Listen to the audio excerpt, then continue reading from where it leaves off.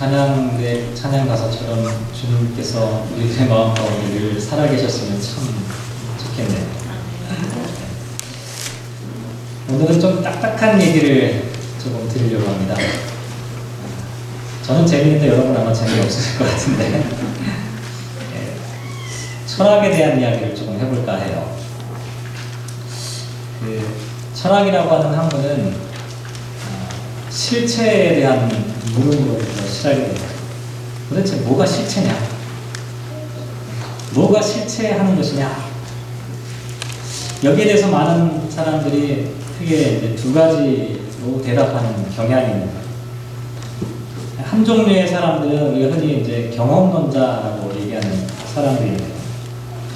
이 사람들이 이렇게 얘기합니다. 실제는 뭐냐? 경험되어지는 것이 실제한 것이다. 실증할 수 있는 것이 실제한 것이다. 대표적인 학자들이 존 로크나 데이비드 휴미나 프란시스 베이컨 같은 분들을 꼽는데요. 심지어 이렇게까지 얘기하죠. 경험되지 않는 것은 실제하지 않는다. 내가 경험할 수 없는데 그게 어떻게 실제하냐? 경험되는 것만이 실제한다. 정말 그럴까요? 재밌는 얘기가 있는데 설교 원고에 나오는 얘기인데 이 경험론자인 어떤 유명한 주교가 있었어요. 교회 주교가 있는데 이분은 경험론자였어요. 근데 기자들이 물어봤어요. 아니 당신은 주교인데 어떻게 실증할 수 있는 것만 실제한다고 얘기합니까? 지금 당신의 부인이 지금 따로 있잖아요. 지금 이 자리에 없는데 지금 지각할 수 없는데 경험할 수 없는데 당신의 부인이 지금 실제합니까? 그렇게 이제 질문을 했어요. 그랬더니 그 주교가 뭐라고 대답했냐면 나는 지금 지각할 수 없지만 전능하신 하나님께서 다 지각해주고 계시기 때문에 실체한다. 이렇게 대답을 했다는 유명한 얘기가 있는데 어쨌든 경험론자들은 실증할 수 있는 것, 경험되어지는 것이 실체다. 일리가 있어요. 이런 분들이 주로 어떤 분야를 많이 연구했냐면 실험, 과학 이런 분야를 많이 연구했어요. 그래서 실제로 영국에서 산업혁명이 일어나게 된 것도 이 경험론자들이 대부분 영국 출신이거든. 그러니까 이 영국의 경험론을 통해서 영국에서 산업혁명이 일어나게 된 것은 어떻게 보면 필연적인 결과다. 보통 이렇게들 얘기합니다. 이렇게 이제 세상을 바라보는 사람들이 한 축에 있고요. 또 다른 축에 있는 사람들은 어떤 사람들이냐면 합리론자다. 이렇게 얘기를 하는데요. 이 사람들은 이렇게 얘기합니다. 아니 감각적으로 경험하는 것을 어떻게 믿을 수 있느냐. 우리의 시각과 우리의 촉각이나 청각 너무나 불완전한 감각인데 불완전하고 모순덩어리인 이 감각에 의존해서는 절대적으로 실체적인 진실을 알 수가 없다. 그럼 어떻게 해요? 가능하면 그 감각을 배제해야 돼요. 감각으로부터 오염받지 않는 이성적 사고만이 유일하게 실체에 접근할 수 있는 방법이다. 그래서 이런 분들은 이성적 실제, 또 공리와 논증, 수학자들이 많아요. 그래서 이와 같은 이 경험이 아니라 어떤 추론적인, 또 이성적인, 이론적인 이런 부분을 집중적으로 연구하는 이런 학자들이라고 할 수가 있습니다. 근대에 있는 합리론자들은 대표적으로 데카르트라고 하는 사람으로부터 시작해서 스피노자나 그 다음에 라이프니츠라고 하는 그런 학자들로 그 계보가 이어지게 되는데요. 제가 오늘 이 이야기를 드리는 이유는 제가 이제 라이프니츠 이야기를 좀 드리려고 사실은 이 이야기를 꺼냈습니다. 라이프니츠라고 하는 이 학자가 이야기한 유명한 이론 중에 하나가 뭐가 있냐면 모나드라고 하는 게 있습니다. 한 번쯤은 다 들어보셨을 거예요. 모나드라고 하는 한국말로 번역을 단자론이다 이렇게 번역을 하기도 했는데 라이프니츠는 뭐라고 얘기했냐면 이 세상에 실체하는 것, 실제하는 것은 모나드다.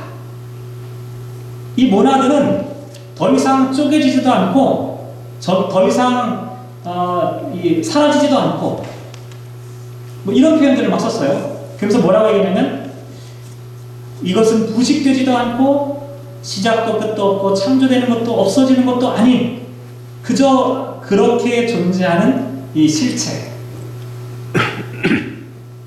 어떤 학자들이 그거 물리학에서 얘기하는 원자 같은 건 그건 아니라는 거예요. 이것은 모든 인간의 세계 가운데 영혼과 물질의 세계를 통틀어서 가장 기초적인 실체가 모나드다 이렇게 얘기를 했어요. 이제 그게 중요한 게 아니라 라이프니츠라고 하는 사람이 얘기했던 이론 중에 지금까지도 사람들에게 가장 많이 영향력을 끼치는 게 뭐냐면 모나드는 모나드인데 모나드에는 창이 없다. 창문이 없는 모나드라고 하는 이야기를 라이프니츠가 하기 시작했어요. 제가 처음에 대학교에 들어가서 이 라이프니츠의 철학에 대해서 공부할 때요. 어떻게 제가 이해했냐?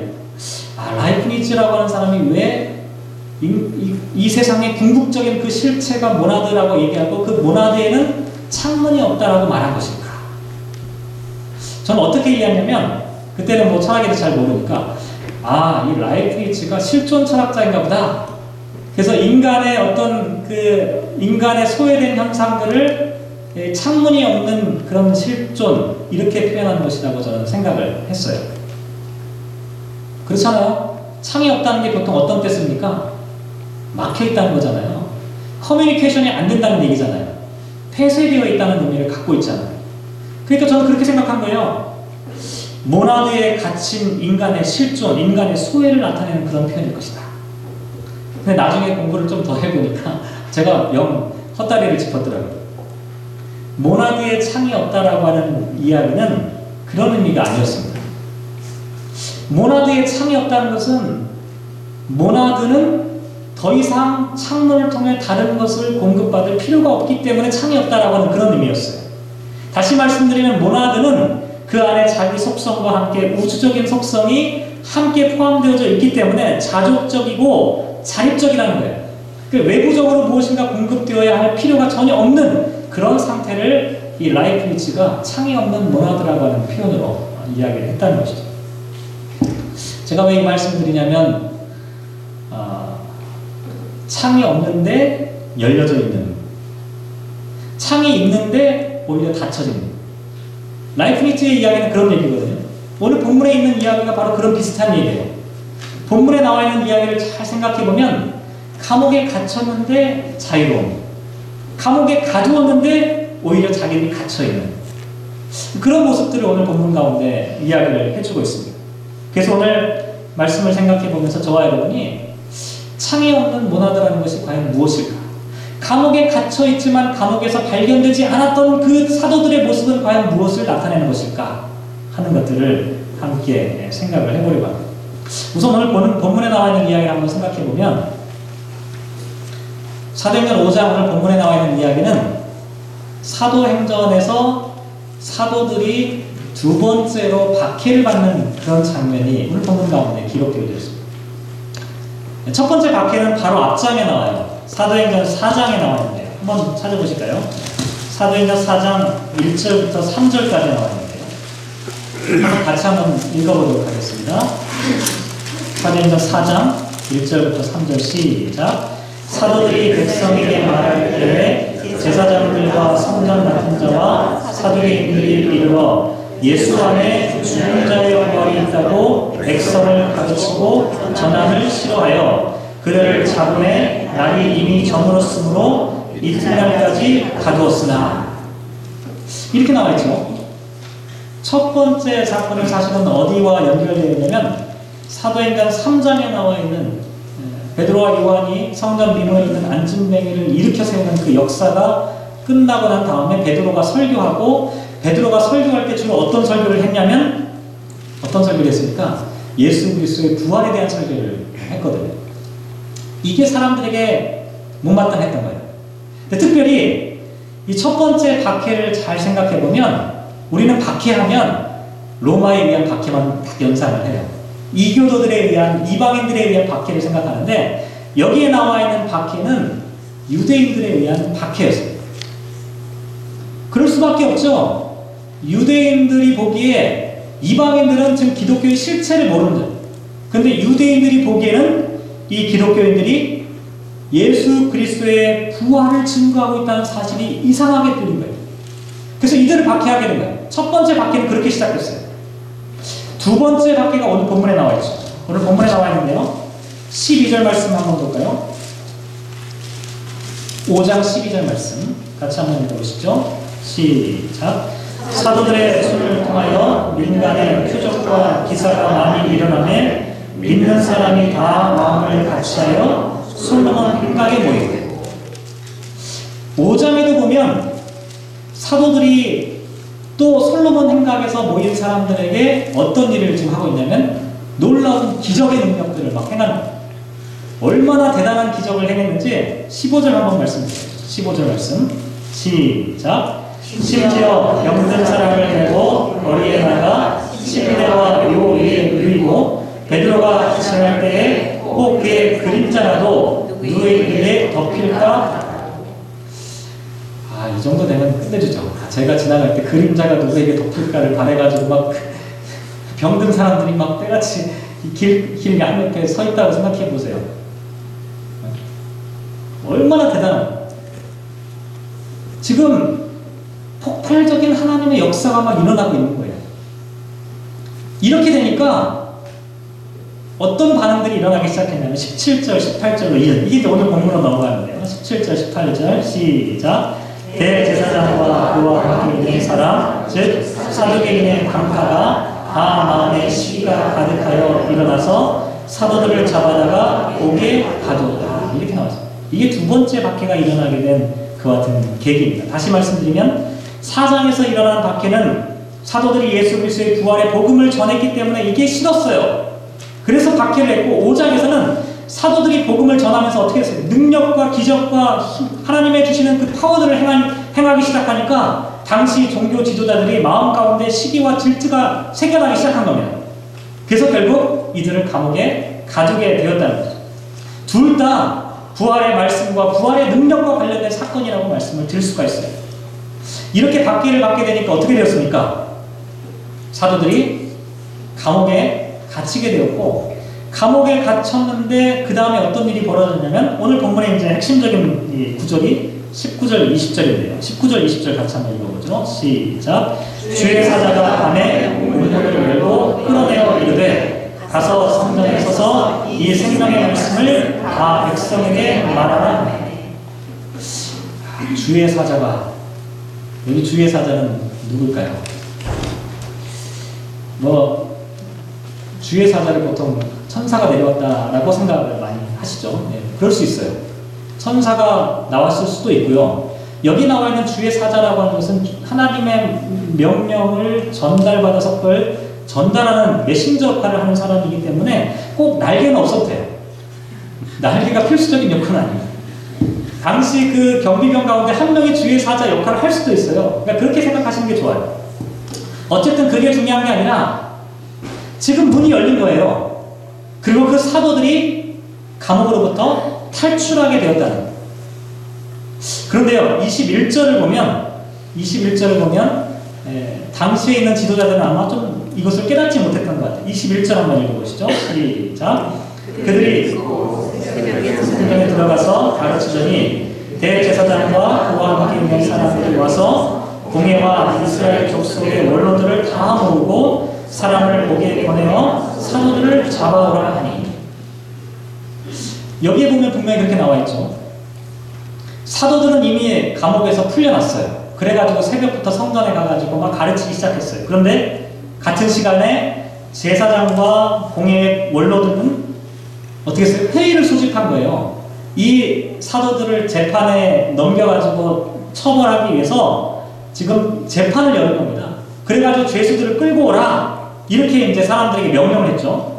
명령을 했는데 그 다음에 어떤 보고가 들어왔냐면 23절에 나왔어요. 23절 시작. 이르되 우리가 보니 옥은 든든하게 잠기고 지키는 사람들이 문에 서 있으되 문을 열고 본즉 그 안에는 한 사람도 없더이다 하니.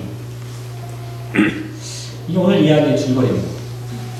어찌 보면 참 뻔한 이야기죠.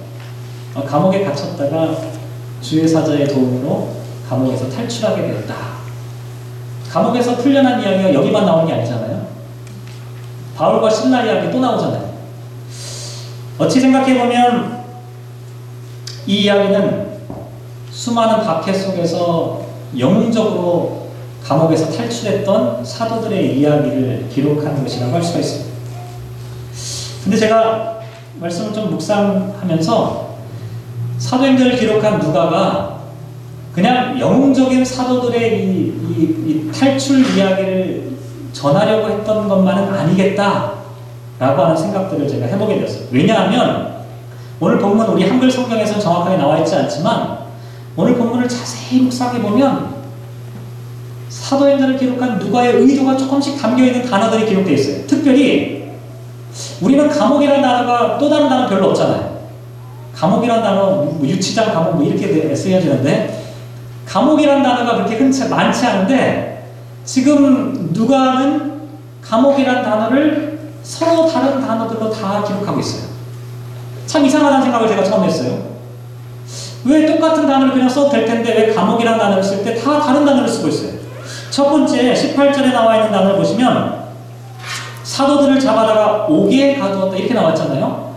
여기 나와 있는 이 감옥이라고 하는 것은요, 지켜본다, 감시한다라고 하는 트레시스라고 하는 단어를 쓰고 있어요. 그런데 이 단어보다 더 중요한 게 뭐냐면 그 다음에 나와 있는 단어가 데모시아라고 하는 단어를 쓰고 있는데 이건 뭐냐면 공개적으로라고 하는 단어의 수식을 받도록 되어 있어요. 한글 성경보다 이럴 때는 영어 성경이 훨씬 더 정확한데요. 영어 성경은 그래서 뭐라고 번역하고 있냐면 NIV 성경에는 퍼블릭 제일이다 이렇게 나와 있어요. 우리 성경에는 그냥 사도들을 잡아다가 옥에 가뒀다 되어 있는데 영어 성경에는 퍼블릭 제일이라고 하는 단어를 쓰고 있다는 거죠. 다시 말씀드리면 지금 사도들이 갇혀있는 그 감옥의 형태는 공중 화장실 같은 공중 감옥이었을 가능성이 크다는 거예요. 사람들이 누구나 지켜볼 수 있도록 감시는 하고 있지만 사람들에 의해서 노출되어진 그런 상태를 지금 이 감옥이라고 하는 단어 가운데 표현하고 있다는 거예요. 두 번째 단어는 19절에 나와 있는데요. 19절에 보면 주의 사자가 밤에 옥문을 열고 끌어내어 이르되 이렇게 나와 있어요. 여기 나와 있는 옥문 할 때 옥이라고 하는 이 감옥이라고 하는 단어는 또 달라요. 이 플라케스라고 하는 헬라어를 쓰고 있는데 이 단어는 철저하게 감시한다라고 하는 의미로부터 비롯됐어요. 다시 말씀드리면 19절에 나와 있는 이야기는 무슨 얘기냐면 당시 경비병들에 의해서 철저하게 감시하고 있었다. 그럼에도 불구하고 주의 사자가 그들을 끄집어냈다. 그 강력한 감시망을 뚫고 어떻게 주의 사자가 이들을 끌어내었느냐, 이것을 강조하기 위해서 감시라고 하는 단어의 의미가 강조되어 있는 그런 감옥이라고 하는 단어를 쓰고 있다는 거예요. 세 번째 단어는 23절에 나와 있는데요. 23절에 보면 이르되 우리가 보니 옥은 든든하게 잠기고 이렇게 나와 있어요. 옥은 든든하게 잠겼다. 여기 나와 있는 이 옥이라고 하는 단어요. 이것도 다른 단어예요. 세 번째 단어인데요. 이 단어는 어떤 단어냐면 묶여 있다라고 하는 단어와 지킨다라고 하는 단어가 합성되어 있어요. 이 단어를 통해서 우리가 유추해 볼 수 있는 건 뭐냐면 지금 갇혀있던 사도들은 묶여 있었다는 거예요. 이게 쇠사슬에 묶여 있는지 아니면 어떤 동아줄에 묶여 있는지는 알 수 없지만 지금 이 상태는 묶여 있는 상태였다는 거예요. 세 가지 단어가 사용되고 있어요. 한번 정리해 볼까요? 사람들에 의해서 공개적으로 노출된 감옥이었고요. 군인들이 철저하게 감시하고 있는 감옥이었고요. 또 묶여서 꼼짝달싹 할 수 없는 감옥이었습니다. 그렇게 갇혀 있었던 사람들이 제자들이었어요. 그런데 감옥에서는 한 사람도 발견되지 않았다. 누가는 지금 이 얘기를 하고 있는 거예요. 더군다나 경비병의 보고를 한번 잘 보세요. 경비병의 보고를 보면 옥문은 굳게 잠겨 있었고 사람들이 지키고 있었다 이렇게 나왔습니다. 만약에 옥문을 강제적으로 열었다고 한번 생각해 보세요.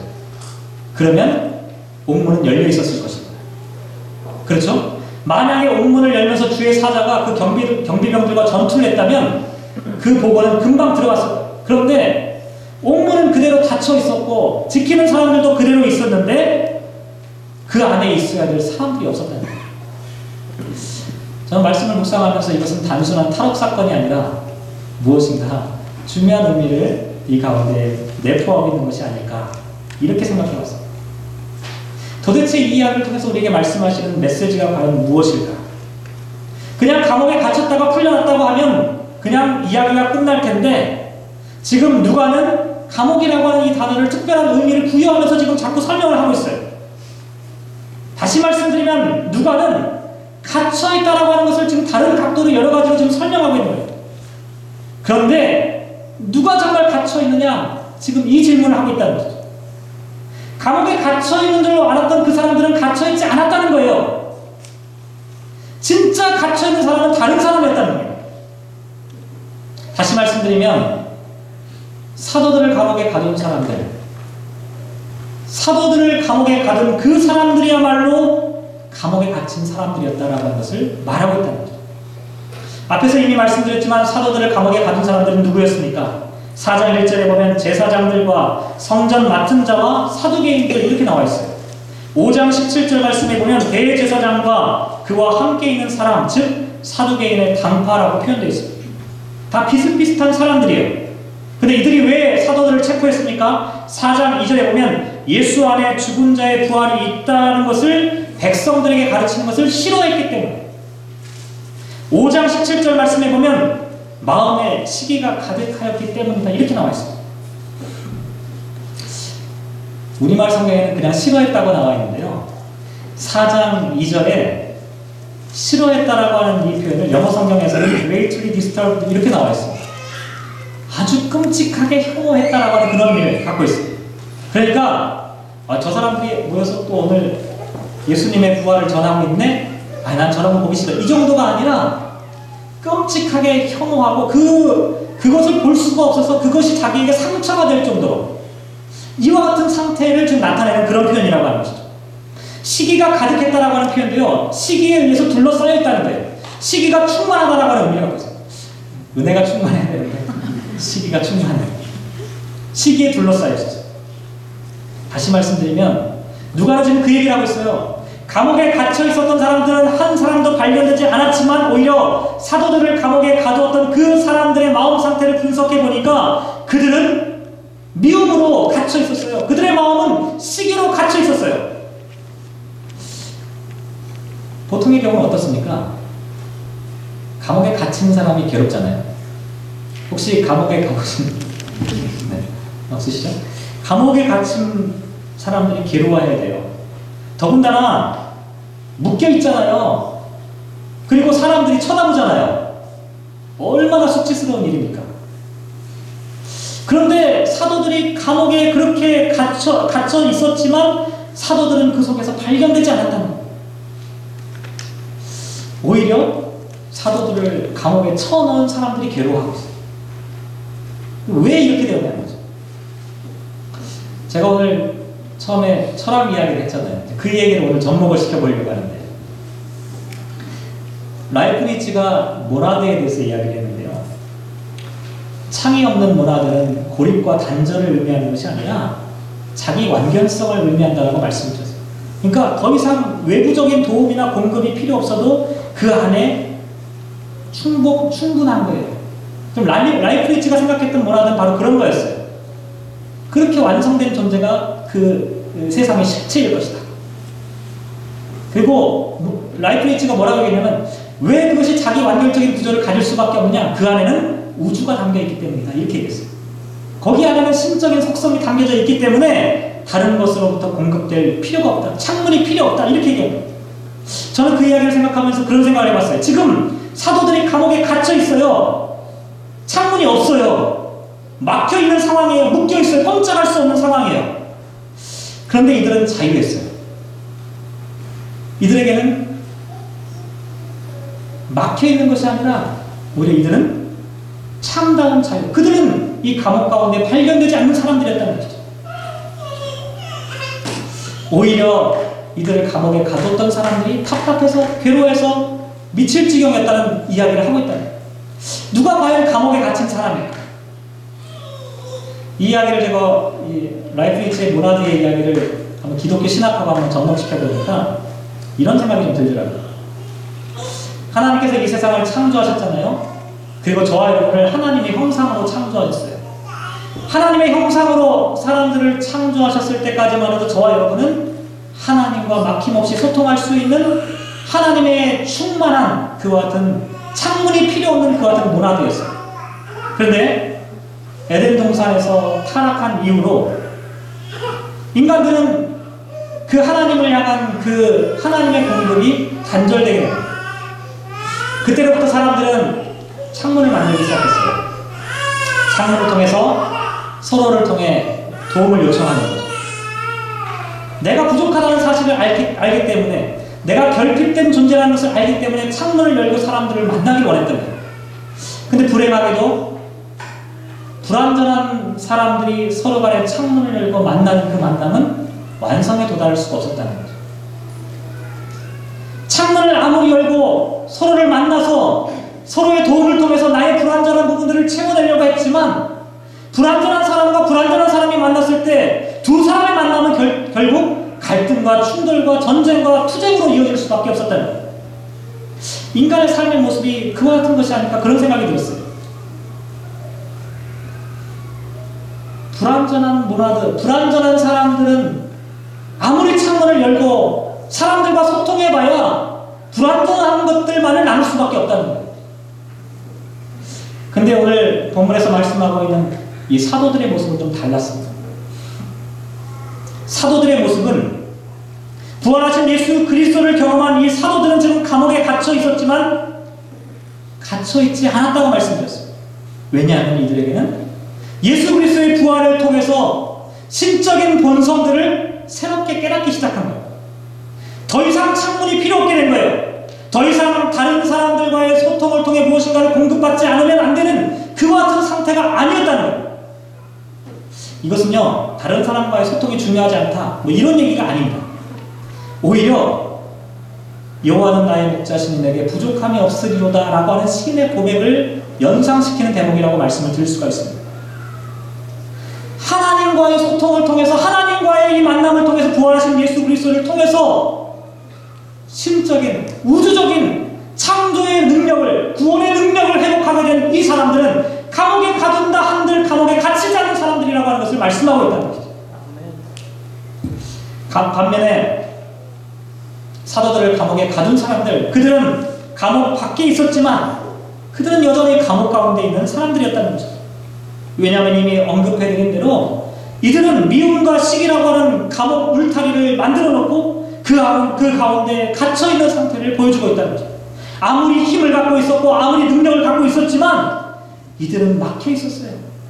이들은 끊임없이 다른 것을 통해서 도움을 요청하고 도움을 받아야만 하는 존재입니다. 그러나 그 도움은 뭡니까? 그 도움은 여전히 불완전한 도움이에요. 끊임없이 채워도 갈증만을 반복할 수밖에 없는 그와 같은 상태였다는 것이죠.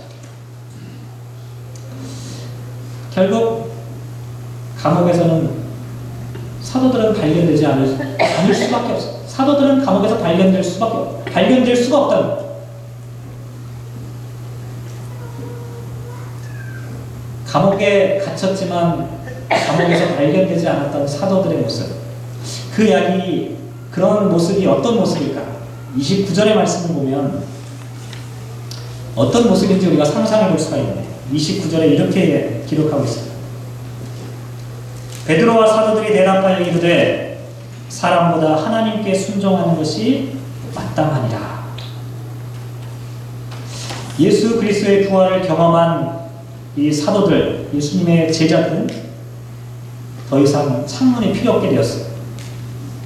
예수 그리스도의 부활 이외에 인간을 구원할 또 다른 창문이 필요 없게 되었다는 것이죠. 예수 그리스도의 부활 사건 가운데 우주의 진리가 담겨 있다는 것을 깨닫게 된 겁니다. 하나님의 형상이 예수 그리스도의 부활 사건을 통해서 회복된다라고 하는 믿음과 확신을 갖게 되었다는 것. 그러니 사람들에게 의지하거나 사람들을 향해서 창문을 열어낼 것이 아니라 나는 하나님께로만 향한, 하나님께만 나의 창문을 열겠습니다, 나의 순종을 하나님께만 드리겠습니다 라고 고백하였던 것이 사도들의 모습이었다는 것이죠. 제가 계속해서 말씀드리는데, 창이 없는 문화들은 폐쇄와 단절이 아닙니다. 오히려 진정한 소통을 얘기하고 있습니다. 아실지 모르겠지만 우리는 지금 인터넷이라고 하는 이거를 막 쓰잖아요. 그런데 이 인터넷이 생겨나게 된 이론적 기초가 어디서부터 시작됐냐면 라이프니츠의 모나드에서부터 시작되었어요. 이 사실을 아는 사람은 많지 않아요. 인터넷의 철학적 기초가 라이프니츠의 모나드 이론이에요. 한번 잘 생각해 보세요. 인터넷이라는 것이 무엇입니까? 제가 예를 들어서 김대웅 집사님과 접속하기 원하면 직접적으로 접속합니까? 그렇지 않아요. 가상의 세계를 향해 내가 접속하고 김대웅 집사님이 접속되어 있을 때 나와 집사님이 접속되는 거예요. 인터넷의 원리가 라이프니츠의 이 원리를 따라서 시작이 되었어요. 이게 철학적 기초가 이걸 제공해서 인터넷이라고 하는 그와 같은 현상들이 이 세상 가운데 일어나게 되었어요. 무슨 얘기냐면 참다운 접속, 참으로 사람과 사람이 진정으로 소통할 수 있기 위해서는요, 창문을 여는 거 참 중요해요. 우리의 마음에 창문을 여는 거 참 중요합니다. 그런데 진정한 소통은 창문이 없어도 하나님의 그 거룩한 속성을 입을 수 있는 거예요. 하나님의 거룩한 속성을 내 가슴속에 품고 있느냐가 진정한 소통을 이룰 수 있는 그 같은 결정적인 계기가 된다는 거예요. 한 사람 한 사람이 부활하신 예수 그리스도로 하나님의 신성과 하나님의 거룩성의 영향을 받고 그것에 통제를 받는 부활의 영향력에 우리가 들어가게 될 때 그 모나드들은 창문이 필요 없어요. 이건 막혀있는 게 아니라 이것이야말로 열려지는 겁니다. 이것이야말로 세상을 열어놓은 열린 세상으로 살아갈 수 있게끔 하는 그와 같은 길이라고 하는 거죠. 사람들이 만나서 서로 평화하려고 아무리 해보십시오. 진정한 평화가 이루어집니까? 사람들의 마음에 있는 상처만이 전달될 뿐이라는 거예요. 하나님과 소통되어 하나님의 거룩하신 속성이 우리 가운데 있을 때, 우리가 그 사람과 만날 때, 그 하나님을 통해서 우리가 만나게 될 때 우리의 만남이 진정한 만남이 되고 진정한 평화가 되고 진정한 소통을 이룰 수 있다라고 하는 거죠. 그와 같은 이야기를 우리가 생각해 볼 수 있다는 거죠. 그래서 고린도서 5장 17절에서 19절 말씀에 보면 그런즉 누구든지 그리스도 안에 있으면 새로운 피조물이라 이전 것은 지나갔으니 보라 새 것이 되었도다. 모든 것이 하나님께로서 났으며 그가 그리스도로 말미암아 우리를 자기와 화목하게 하시고 또 우리에게 화목하게 하는 직분을 주셨으니 곧 하나님께서 그리스도 안에 계시사 세상을 자기와 화목하게 하시며 그들의 죄를 그들에게 돌리지 아니하시고 화목하게 하는 말씀을 우리에게 부탁하셨느니라 라고 말씀하고 있습니다. 그리스도 안에 있으면 먼저 새로운 피조물이 되고 하나님께서 맡겨주신 그 화목하게 하는 직분을 감당할 수 있게 된다라고 말씀하시는 겁니다. 우리가 그리스도 예수의 부활의 속성과 부활의 능력을 우리의 것으로 하게 될 때, 우리가 부활의 사람이 되게 될 때 우리는 진정으로 화목하게 하는 하나님께서 맡겨주신 그 사명들을 감당할 수 있게 된다는 것이죠. 말씀을 마무리하겠습니다. 오늘 부활절 두 번째 주일인데요. 지난주에 예수님께서 부활하신 의미 함께 생각해 보았는데요. 오늘은 부활하신 예수님을 만난, 부활하신 예수님을 경험한 사람들에게 일어난 사건입니다. 감옥에 갇혀있지만 감옥에서 발견되지 않는 사람들. 인간은 누구나 존재의 감옥 가운데 갇혀 있습니다. 우리를 가두고 있는 것들이 참 많이 있다는 것이죠. 그러나 주님의 부활을 경험한 사람들은 감옥에서 발견되지 않습니다. 감옥에 묶여있지 않습니다. 감옥의 포로가 아닙니다. 주님의 부활은 우리를 자유롭게 하기 때문입니다. 주님의 부활은 우리를 하나님의 거룩한 속성 가운데로 참여하도록 우리를 이끄시는 하나님의 능력입니다. 간절히 바라기는 저와 여러분이 이 부활의 계절에 주님의 부활하심을 경험할 수 있는 하나님의 그 거룩하신 다시 살아나심의 역사가 저와 여러분 가운데 다시 살아나서 그 어디 세상 가운데도 묶여있지 않고 참된 자유를 누릴 수 있는, 그리하여 이 땅에 살아가는 그리스도인들을 통해 이 세상에 참된 평화가 이루어지고 참된 만남이 이루어질 수 있는 그런 세상이 되었으면 참 좋겠습니다.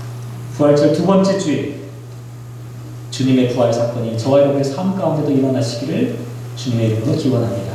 기도하겠습니다.